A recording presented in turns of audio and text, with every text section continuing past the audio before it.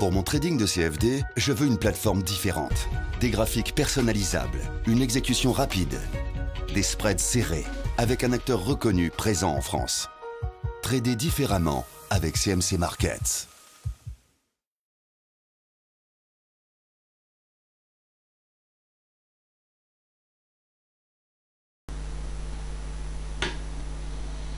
Bonsoir, voici l'analyse technique du CAC 40 pour le 29 août. Alors je vous ai un petit peu épuré le graphique de façon à s'y retrouver, parce que j'avais mis trop d'informations. Je vous ai retracé le Fibonacci ici.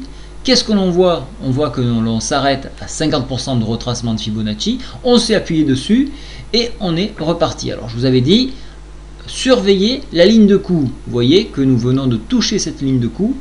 Je vais le matérialiser par un trait épais. Voilà, je vais épaissir ce trait.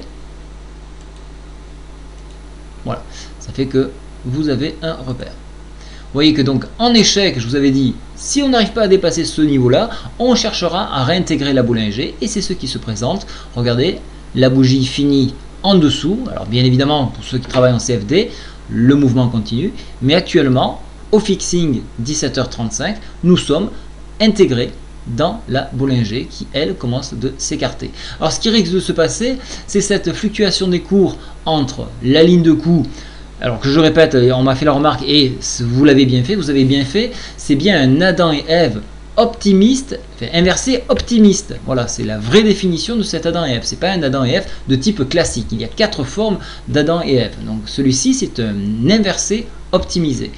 L'inversé optimisé permet donc de voir une option haussière jusqu'à ce niveau-là qui sont les 4600 points.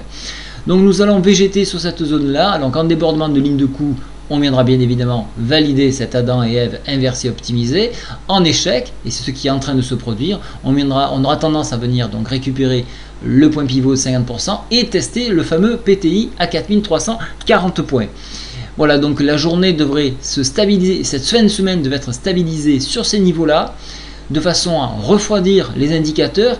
Le stochastique est en zone de surachat, il a besoin de souffler, donc là vous le voyez, il est en train de marquer le pli, il est en zone de surachat, donc on va attendre une zone de repli, et à ce moment-là, le CAC pourra éventuellement repartir dans la mesure où le PTI n'est pas enfoncé.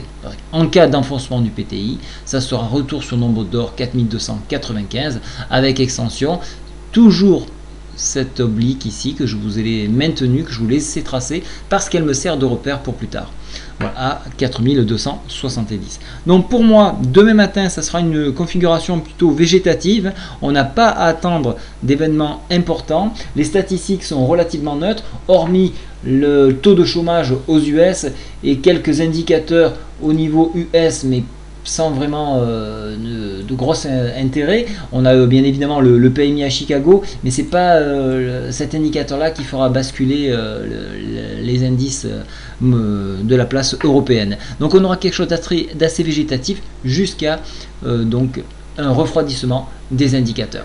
Voilà, je vous souhaite à tous une très bonne soirée et merci encore de m'avoir fait les remarques. Ne manquez pas à m'en faire encore, je compléterai mes informations. Bonne soirée, au revoir.